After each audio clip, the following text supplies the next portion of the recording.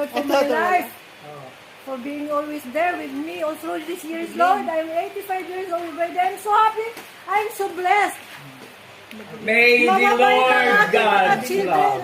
Mababait mga anak ko from Kate hanggang Dorothy. Nandoon sa kanila ang lahat na M. Mapagmahal, mapagbigay, mabait. Maganda. Maalalahan. Mababait silang lahat. Congratulations! Hindi lang sila nandito sa Karen. Nandito din na yun aking mga pamangkin, si Robin, si Ali, si Christian, asawa ni Frida. And most of all, nandito po ngayon ang nag-iisa kong kapatid na nandito sa aking kasama, si Rafael. Nandito din ang aking napakabait na kasama sa bahay, si Lorna. Si Reyna, sobrang bait sa akin, Lord. Wala akong mahanap pa sa kanya. Mapagbigay, maalalahanin din. Lalo na aking mga anak, si Cathy, si Judith, si Roman, si Dorothy.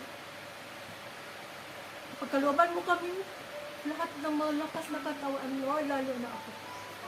Bigyan mo po ko ng mahaba-habang buhay.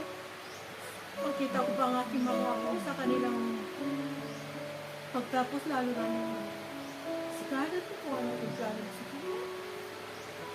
Si Dennis, si Ita. Nandyan pa din ang aking mga ako sa tuhod, Lord. Dapat na po sila. What more can I ask for, Lord? You give me everything in life.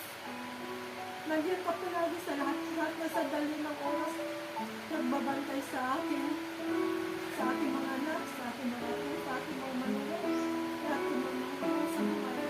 Ikaw na pong bahala sa amin, Lord. Take control of our lives. Gabayan mo po kami palagi. Ingatan mo kami. Iligtas sa lahat ng mga makamakan sa karamdaman. I know, Lord, you are always here with us. Protect us, watch over us.